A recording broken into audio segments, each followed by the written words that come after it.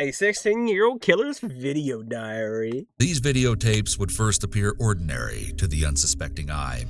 However, as you continue to watch, it becomes abundantly clear that something is wrong. So we're gonna fucking kill her and her friends. Oh, and I we're think gonna I've keep seen moving on. this. I heard some news about Kirsten. She's gonna be home alone from 6 to 7. So we might kill her, then drive over to Cassie's thing and scare the shit out of them, then kill them one by fucking one. Only small snippets of the videotapes filmed by teen killers Brian Draper and Tori Adamczyk have been available to the public. I remember seeing this on like a Chilling now. Scares video. The majority of the following footage has never been seen before. These are the lost tapes of the Scream Killers. That's crazy. Police Deputy Karen Hatch arrived at a residence Some on Whispering Scream Cliffs shit. Drive in Pocatello, Idaho. The home belonged to Allison and Frank Contreras, who had recently returned from a weekend trip. Their 13-year-old daughter, Kelsey Contreras, discovered her cousin, Cassie Jo Stoddard, lying deceased on the family's living room floor. I don't know. Hello, Cassie. Allison immediately called 911. Okay, what's going on? Somebody looks dead on my side. Oh my God, it's my cousin's daughter. I need an ambulance. Let me get you order medical. Stay on the line. Oh God, oh my God, oh my God, oh my God. Everybody hide. There's a girl dead on my floor. Honey, is she breathing?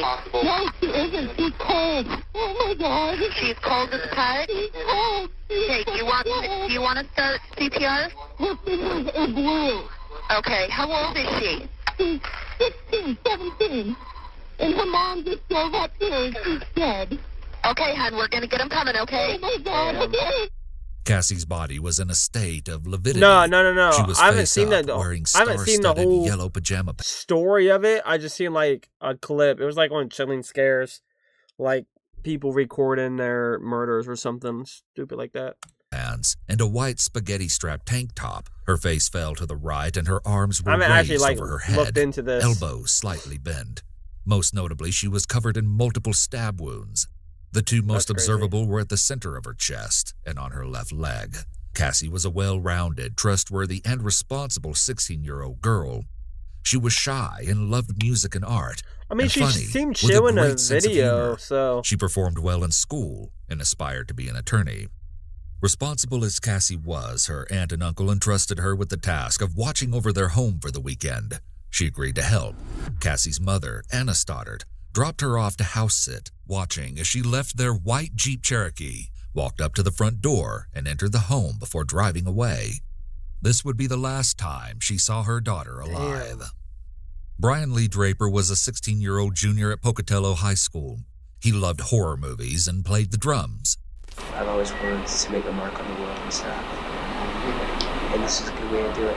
Tori Michael Adamczyk, also a 16-year-old junior at Buddy Pocatello thought he High was the School, main character. lined his locker with horror movie posters and aspired to be a filmmaker.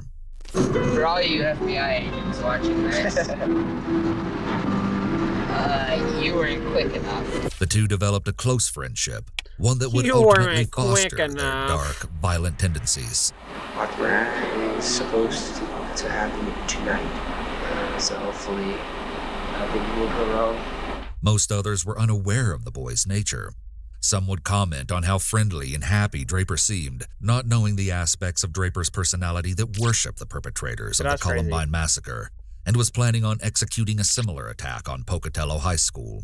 Adamczyk, Wow. equally disturbed, shared in these dark interests, though not nearly as interested in Columbine.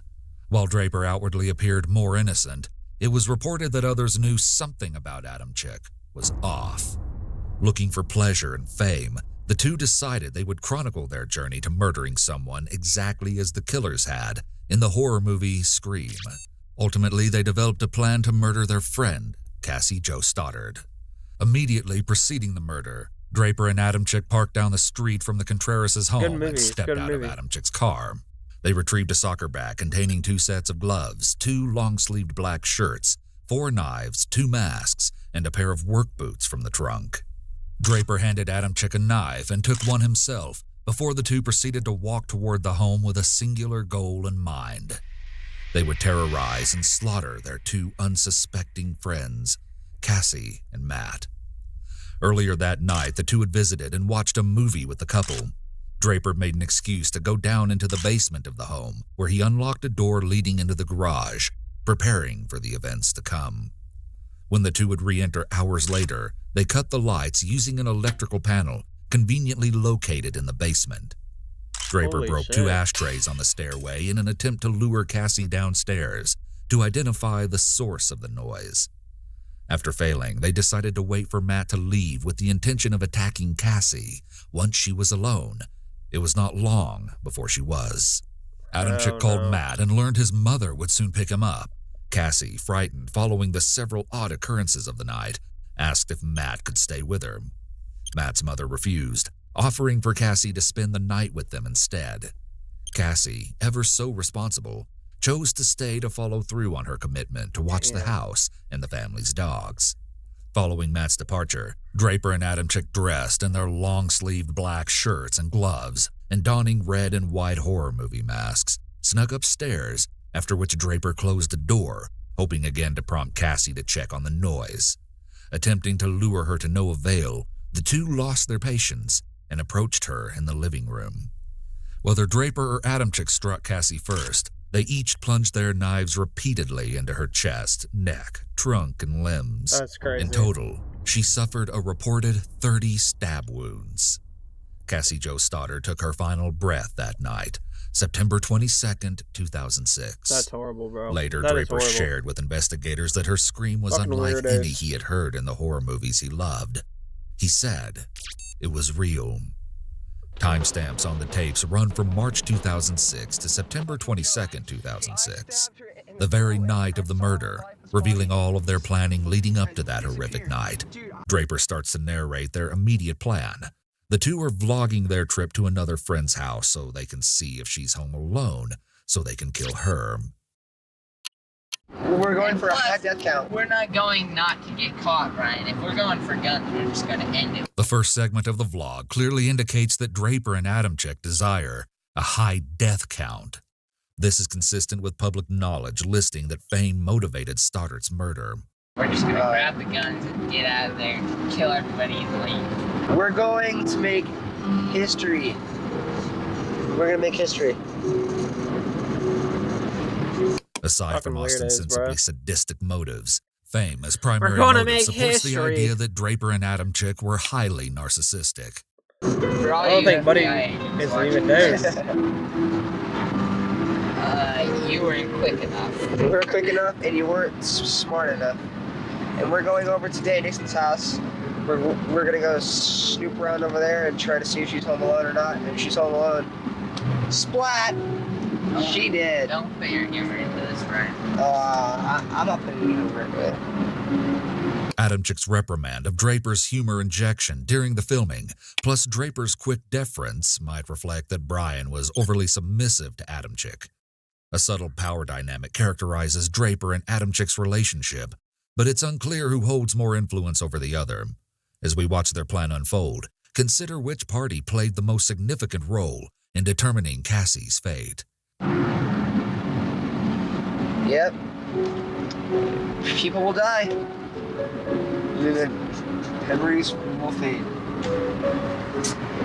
Memories will fade. I wonder what movie you got that from, Brian. Myself. That was for myself. No wonder it was so lame. Okay, we're on our way, and I'll let you stay tuned. We're almost there. Damn, bro, you riding on that car's ass? This house. It's clear out there in the pasture. We've already snooped around her house a couple times. She's not home, so we're gonna go to the church over there, and we're gonna call a girl and a guy named Cassie and Matt. They're our friends, but we have to make sacrifices. So That's crazy. I feel tonight it They're is our the night, and friends, it but feels we have- really weird. we have to make and I sacrifices. feel like I want to kill somebody. That is crazy. I know that's not normal, but what the hell? I feel we need to break away from normal life How bright is this light? because, let's say it this way, parents, along with their parents, and so on, taught them about God, Jesus, the whole bullshit line. I'm sure you guys believe in God as well. I realized when I was in 7th grade, you don't believe in Santa Claus or vampires or werewolves. They're used to Werewolves. metaphor not to let. They teach their kids back in the 1800s. I learned this in English class about telling their kids that you can't go outside or a vampire will get you, just to make their kids stay and But he do sounds what like they a want to fucking do. weirdo. God is basically God's the for it, right? same way. Yep. Trying to get people to do good, or else, so-called, you go to hell. And we're obviously going to hell if it's real, but you know what? Who gives a shit? Yeah. Adamchik's family members and teachers reported that he struggled with critical thinking, but I here could he tell. demonstrates advanced comprehension He and struggled thought with surrounding talking complex English. topics. Like, The psychological insight gleaned from the message about how but he allegories sounded and like he was religious just slurring beliefs his were words. invented by parents so that parents could control their kids suggests that control is a very salient concept for Adamchik. And given the boys' apparent antisocial tendencies, which includes being oppositional, they perhaps felt that they could rebel. The boys rebelled against their perceived external reality by doing exactly Facts. the He just opposite fucking as they best yapping, knew bro. how. Not only did they refuse to believe in God or any associated concepts, both having grown up in the Church of Jesus Christ of Latter-day Saints, but also they did just what they seemed to gain pleasure from: killing. It's not real because it's so blatantly obvious it's not real. But People believe it because their parents teach them, and so it's so hard for them to let go of it because they've been taught their whole life. yeah, I know. But fucking what the point I'm making is, What's that? we are also taught that things like killing people and It's all wrong. other thing is wrong. The only thing that it's wrong about is because it's breaking the law, and the law is only wrong. The law is Natural only selection, there dude. because Natural selection. That's all I gotta say. there should be no law against killing people. I know it's a wrong For real, thing, struggling hard. but You know, Buddy is hell, struggling. you restrict somebody from it, they're gonna want it more. exactly. Goodbye, camera. When Draper says that it's blatantly obvious that it's not real, he laughs. It's so blatantly obvious it's not real. But Given that the statement was not actually funny, he may giggle or laugh as a learned response to discomfort or cognitive dissonance. Laughter makes us comfortable when an individual detects inconsistencies in his internal world. For example, two logically incompatible thoughts like, "I'm doing the right thing," and "society or law says murder is wrong." One mechanism posited by some classical social psychologists is that dissonance reduction is motivational. According to Festinger's cognitive dissonance theory, cognitive dissonance is an unpleasant experience, and efforts to harmonize competing thoughts or thought-behavior inconsistencies include conscious efforts to reconcile such dissonance. my friend's too pussy to go investigate. Turn here. Too Why smart. are you turning there, dude? It's fast. Okay. Now we're gonna go over to Cassie and Matt's house. If they're home alone, we're gonna. If Cassie's house, Matt is there. That is there. Sorry. We're gonna go. We're gonna knock on the door. We'll see who's there. We'll see if their parents are home or not. Buddy, If they're relax. home, we will leave our way, and then we will come back in about 10 minutes. We'll sneak in through the door because chances are they're probably in Cassie's room. So we'll sneak in the front door. We'll make a noise outside, and Matt will come out to investigate, kill him, and it will scare the shit out of Cassie. Okay? Well, Sounds like fun. we'll stay tuned. We found our victim, and sad as it may be, They both struggling. she's our friend. But you know what? We all have to make sacrifices. Bro, it's crazy to me that you probably hear my doggy fucking yapping as well. But it's crazy to me that they are literally killing or trying to kill two of their fucking friends. Especially, didn't they say like they invited these two boys to watch a fucking movie? But they couldn't go kill somebody else, so they're like, you know what? Fuck it. Let's go back to Cassie's and kill her. The girl that invited us over. Matt and Cassie had to be a thing, and you know, they probably was just jealous because there ain't no fucking way First you're gonna victim go is kill your friends. Like, bro, I'm big on horror movies too, but you don't see me go right here plotting to kill some motherfuckers, bro. Like, yeah, they're just fucking weirdos, man. going to be Cassie, Stoddard, and her God, friends. turn your brights off, Well, asshole. yeah, we'll find out if she has friends over. Hey, how about you go kill him? Like, come on, bro. She's gonna be alone in a big, dark house out in the middle of nowhere. Their intention to terrify Cassie suggests this murder might have been more personal than their desire to become world-class killers. Draper seems to express particularly strong malice toward Cassie, who he later admitted to having an unrequited crush on. How perfect can you get? I mean, like, holy shit, dude. I'm horny just thinking about it. Hell yeah.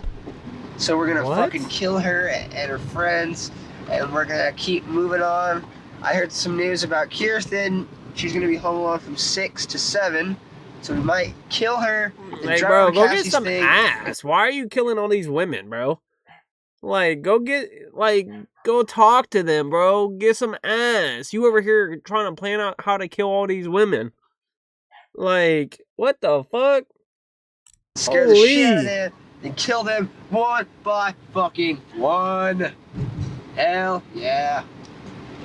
Why 1 by 1? Why can't it be a 2 by 2 and 3 by 3. Because we gotta keep it classy. So yeah, Classy. it's gonna be extra fun. You're evil. Yes, I am. So are you? No, We're evil both is evil. an expression of God. That was another test you failed. Another display of Tori's apparent dominance over Brian. Tori tests Brian. Apparently, Tori wanted the boys to steer clear of any spiritual concept, even ones that connote evil, such as hell or Satan. Evil is not an expression of God. Yes, it It's is. bullshit. You know it. Evil of origin is a follower of fucking Satan. There is no Satan. Real? Then shut up. Then how? Hold on. Hey, Cage. Come on. Get in there. No more rewinding. Alright. Let's go back to this. What the fuck are they yapping about? Evil, such as hell or Satan. Evil is not an expression of God. Yes, it It's is. bullshit. You know it. Evil of origin is a follower of fucking Satan. There is no Satan Satan. real? Then shut up. Then how are we supposed to express ourselves? Good and bad. Motherfucker Scrubby, bad. we didn't take a shot at 10? What the fuck? Hold on, I'll be right back. I'll go grab it on your 3. Alright. 3, 2, 1, W shot.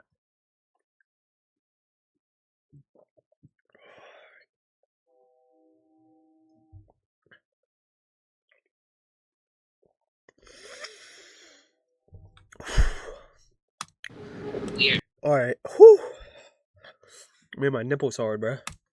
That sounds so shitty. We're evil. That sounds even shittier. We're not, okay? They were sick psychopaths do not get pleasure of killing other W people. shot. That sounds good, baby. We're gonna go down in history. We're gonna be just like Scream, except real life terms. Bro. Pack them up, bro. Pack them up. These motherfuckers are losers, bro. Y'all probably only killed one person and got caught.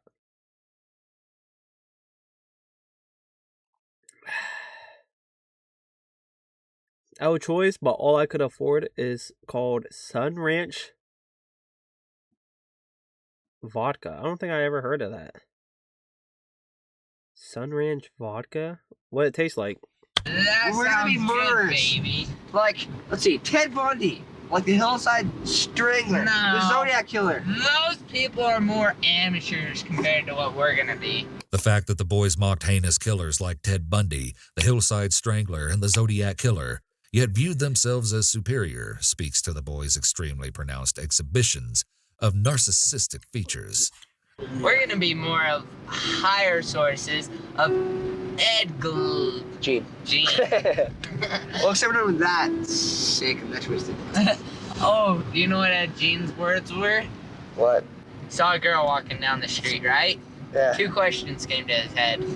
I could take her out, have a nice time with her, The killer. and show her a Get good her time, alive? show him the pants off her, or I wonder what her head would look like on a stick. Holy shit. That's creepy, Yes. huh? Holy shit. Among the 4 styles of humor, affiliative, self-defeating, self-enhancing, and aggressive, aggressive humor is most common in dark personalities. Draper and Adamczyk display aggressive humor here. Adamczyk references a quote spoken by Edmund Kemper. "When I see a pretty girl walking down the street, I think 2 things. One part of me wants to take her out, talk to her, be real nice and sweet and treat her right. The other part wonders what her head would look like on a stick." As a quote spoken by Ed Gein, Adamczyk misattributes this quote just as the main character in the film American Psycho does. Murder is power. Murder is freedom. Goodbye. I don't know. The tapes then start off the next day, the day of Cassie's murder. Man. No way, man. That would, but I... Perhaps Brian wanted to show one more snapshot of his normal life when he made these series of recordings on the same tape. Draper's steps are intentional as he turns each corner into the echoing hallways with a singular mindset. He holds the camera low as he approaches Cassie, a predator stalking its prey. She stands alone by her locker. Hey, look, it's Cassie. Hey, look, I don't know. Hello, Cassie. I'm getting you on tape, okay? Say hi, please. Hi. Okay, see ya. Wait, have you seen Tori? He's supposed to meet me here at 7:30, and it's 8:19. He's an hour late. You don't even care, do you? Okay. See ya. Draper immediately retreats to a bathroom and films his reflection, potentially self-conscious after his interaction with his. It's about two 16-year-old killers, try to inspire themselves to be like the Scream movie, and just kill people. They could have killed this one girl because she wasn't home alone, so they went to go kill their friend. Future victim. Wait, there's a guys in here.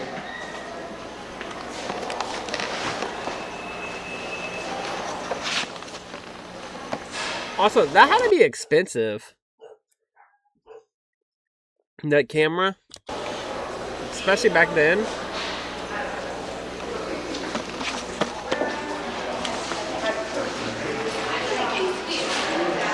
Were they just He walking seems around with a lost in the camera? ebb and flow of overlapping conversation that I think she surrounds him, I think she walking said something alone, about it. unseen and unheard. The next clips again take place in Draper and Adamczyk's school. It appears that both are cutting class and using the library or study hall to finalize a written plan for the killing of Cassie, to take place later that very same day. Draper does most of the narration, with Adamczyk interjecting. Enough, Chanel. Adamczyk is writing in a notebook, apparently making out written scenarios of how they will commit the murder later that night.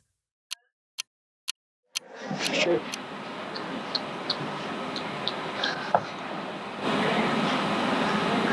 Story, September 22nd, 2006. We're skipping our 4th hour. We're writing our plan right now for tonight. It's gonna be cool.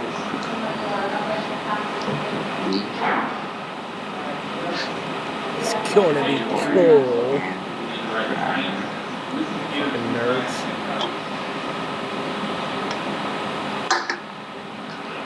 Like that was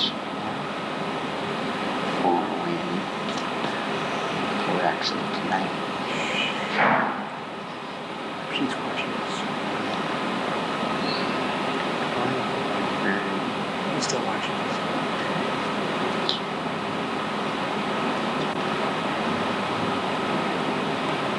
Number 2 is what?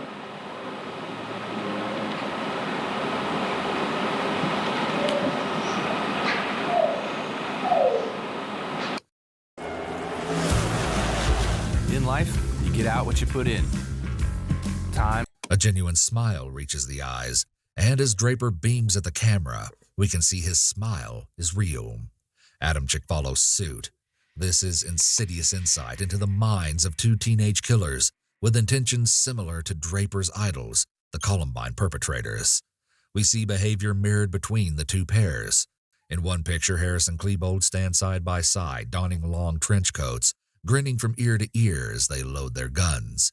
The FBI believed Harris was a boundlessly aggressive sociopath, and Klebold a vengeful depressive.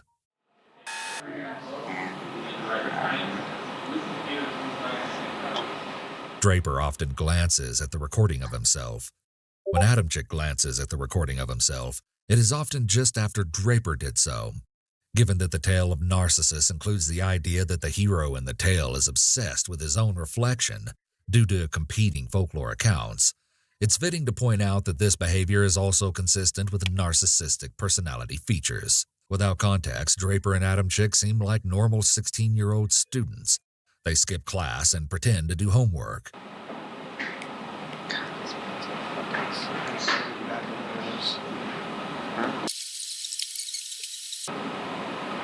I don't know where they are.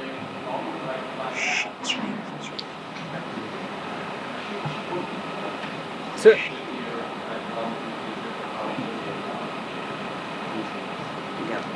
Get back.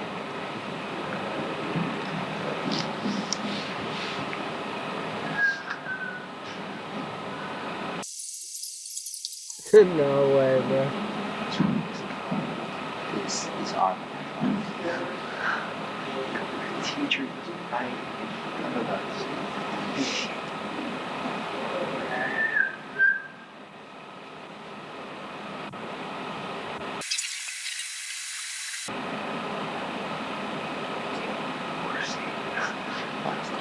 Let's go.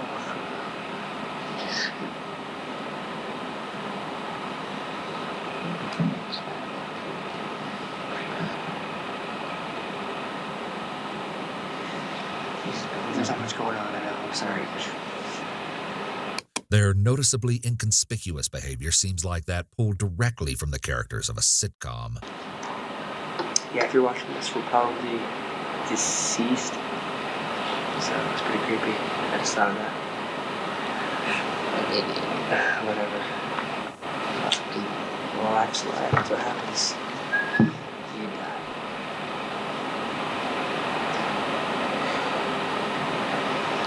This documentary is about funny. You have to go that time. I don't know. This tape has already been used about halfway through. No, shit. Yeah. Where is supposed to happen tonight. So hopefully nothing will go wrong. Everything will go smoothly. And we can get our first kill done, started, and we can keep going.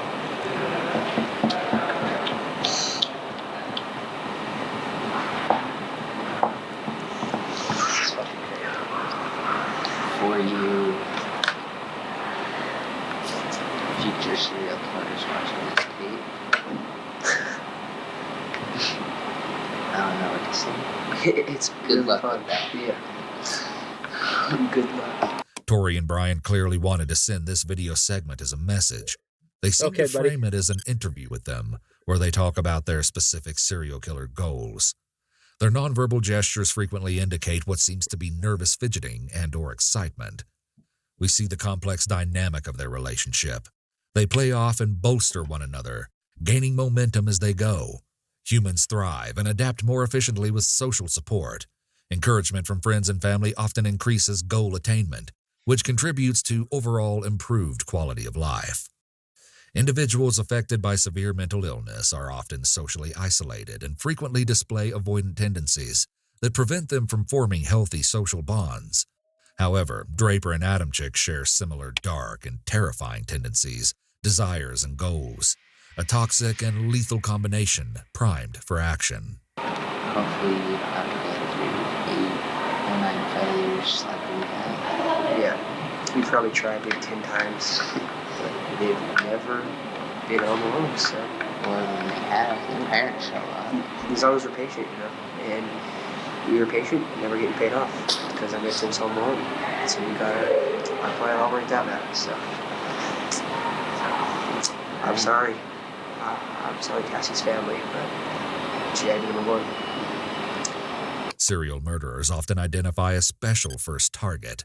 First targets may form the basis for desired characteristics in future murder victims, i.e. blonde hair, short, quiet. We have to stick with the plan. And she's perfect, so she's gonna die. Anyone who saw my Kirsten Barnes' house, probably. And then we have a new victim now. Her name is Miranda Chacon.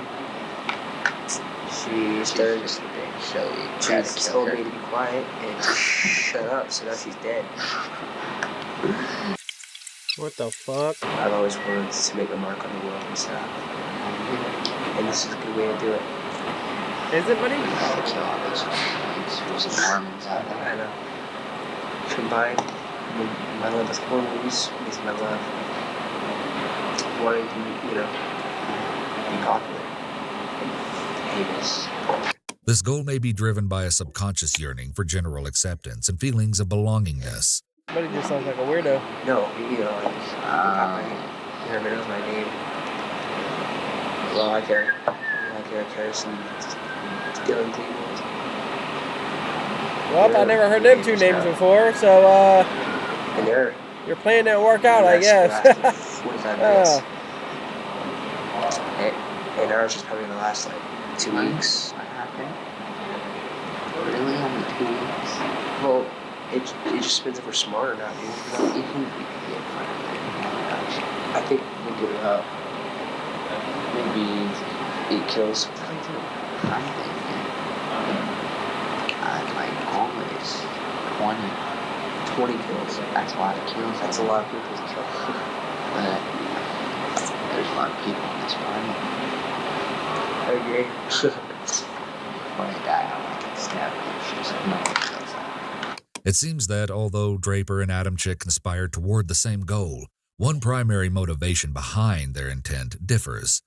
They both seek fame and thrill, but Draper might be further involved by an obsessive fixation on Cassie, whereas Adam Chick fantasizes about killing multiple people, often. Adam Chick never mentions Cassie by name, and goes so far as to set a lofty goal of killing 20 people. It shall be done. We'll see. My abs are still sore. Well, I'm there, you know, breaking the houses in you, so. I know. 3-piece. Shouldn't you be in class? Sir? Well, we're taking our documentary right now. Oh, sorry. I just don't know. No, it's cool, it's cool. We're just documenting, you know, just for school projects. I guess, well, yeah, I guess you call it project, right? Yeah. What the hell are you guys doing? It's like nice. Yeah, I suppose. So How's it going? It's going pretty good. I understand. Are you playing soccer? Not this year. I decided to not play soccer this year. I have more important things to do. Much more. A lot more important. So, I'm not playing soccer. This implies that Draper and Adam Chick had been planning Cassie's murder before the beginning of the school year. Adam Chick had called a friend on August 31st, 2006, to ask for help purchasing knives under the guise of wanting to start a collection. They would use them to kill Cassie less than a month later. And you're on JV, I think it. Really? You're on varsity? Importantly, as Draper fearlessly navigates the conversation, he displays little to no signs of anxiety or fear, calling into question his anxiety diagnosis. Remember this as we progress. Does Draper exhibit signs of anxiety, aggression, anger, or sadness? From the take-control behavior he displays here, we could infer that Draper is the primary instigator or the ringleader, but the evidence is conflicting. I'm supposed to go to the game tomorrow. I'm not good. What game? Foosball. You want to go? I'm going with my grandpa. That's right after we eat. So. Is this So you take some more classes? No. So you're not playing soccer? I know. It's terrible. What the hell are you doing? Go behind our camera now.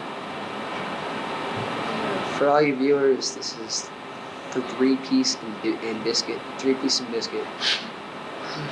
Inside joke. That's his name, man. And he plays foosball. And he stopped to say hi. What the fuck? Okay. Yep.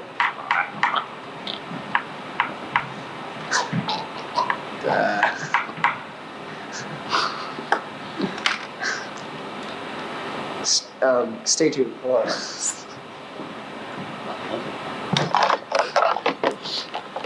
Their well-meaning classmate feigns choking, a perverse That's and crazy. ironic foreshadowing of the death that would occur later that night. This classmate later testified as a civilian witness in Adamchik's trial, State versus Adamchik. Their lighthearted interaction suggests that Draper and possibly Adamchik may have been more involved and accepted in their high school community than is typical of youth with violent and antisocial proclivities, as it seems Draper and Adamchik display. Draper specifically seems to have been well ingrained. During his trial, character witnesses explained that he appeared to be a healthy, happy teenage boy, which suggests he has a keen ability to blend into normalcy. Okay. So we're sorry for the inconvenience. Okay, we're back. Sorry for that little thing, but that's kind of not planned, but, shit happens. You sound kind of big. Sorry for that little thing. Okay. Who's surprised, Tim? That's my foodie, dude. Now you know what kind of person Brian is. Hey, come on. I like the way this scenario begins. And we kill her. Just go ahead. End it. Okay. Scenario C. For those of you planning to make a movie about this, this is me personally giving you my Obituary. no, Your information. my What? giving you the right to copy me as a character that looks like me.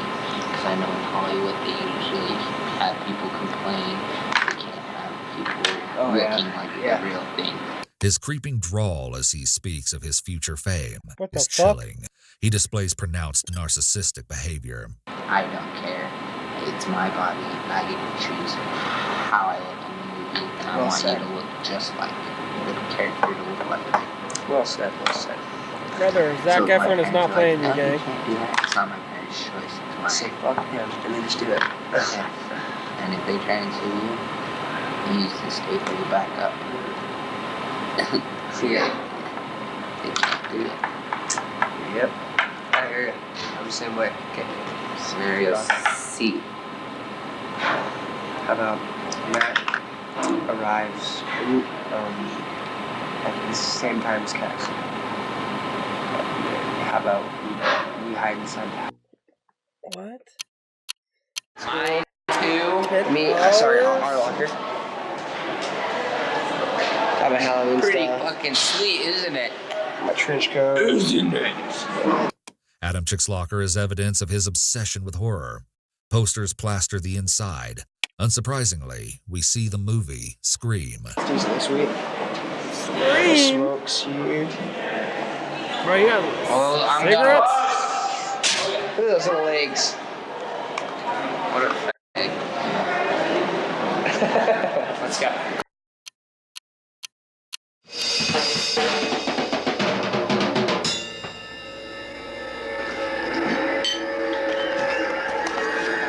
We see that his television is on, and a closer examination reveals Scream. that the movie that inspired Cassie's murder, Scream, is playing.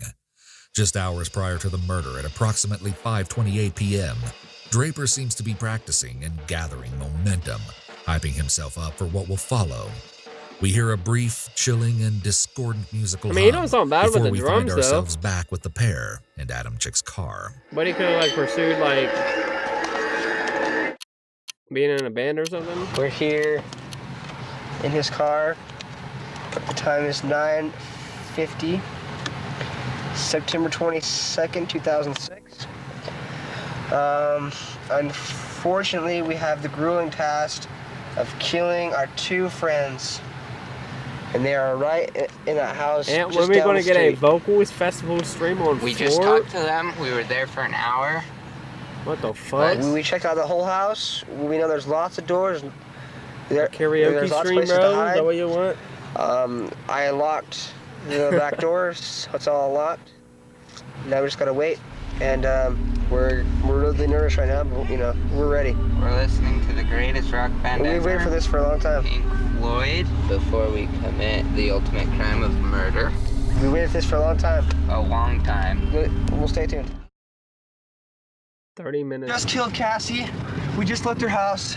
This is not a fucking joke. I'm shaking. I stabbed her in the throat and I saw her lifeless body just disappear. Dude, I just killed Cassie. Draper divulges that he stabbed Cassie in the throat, and shortly following, we hear a full variant of the phrase, "just killed Cassie," as "I just killed Cassie." In the interviews that followed, the two attempted to downplay their roles in the crime. Moreover, Draper claimed he only stabbed Cassie because Adam Chick told him he had to.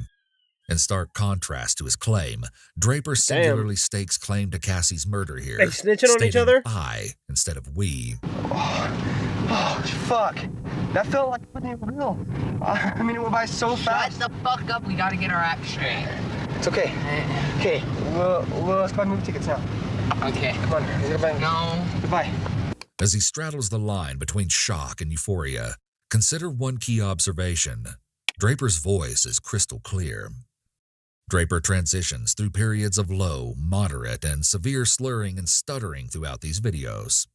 Accounts of friends and family indicate that Draper had a noticeable stutter throughout childhood. He was targeted by his peers, a victim of bullying. The forensic psychologist responsible for his evaluation believed this contributed to the development of his violent tendencies. Medical research has yet to explain how stutters develop. Generally, their cause is believed to be a complex mix of biological, psychological, and environmental factors. Childhood trauma is often associated with stuttering and may lead to long-term deficits in speech. Brain structure and genetics, often determinants of mental illness, may also play a role. Individuals who suffer from serious mental illness are more likely to experience problems with cognitive processing that lead to speech impairment. Draper stuttering is a distinct, mysterious characteristic. In this intense moment of heightened arousal, he does not stutter once. I guess your grasp were chest moving. I thought it was going like this. I thought it was joking, you know, like, yeah, it's a joke. They're trying to, you know, he's trying to splash her and it didn't look fake at all. And he said, we have to kill her. I can't believe I did this. And he said, we have to kill her. And so we stabbed it out of the way. And it just kept, I heard it go in. I heard the chest, like, pound on the chest.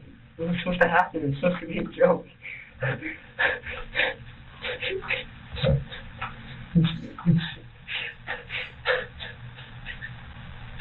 So sorry. Just killed Cassie. We just left her house. This is not a fucking joke. I'm shaking. I stabbed her in the throat and I saw her lifeless body just disappear. The two were sent to Idaho State Correctional Institution following their initial convictions and remain set to live the rest of their lives in prison. Yep. Pack it up, y'all. Buddy tried to get compared to Ted Bundy. Buddy got caught with 1 kill on his belt.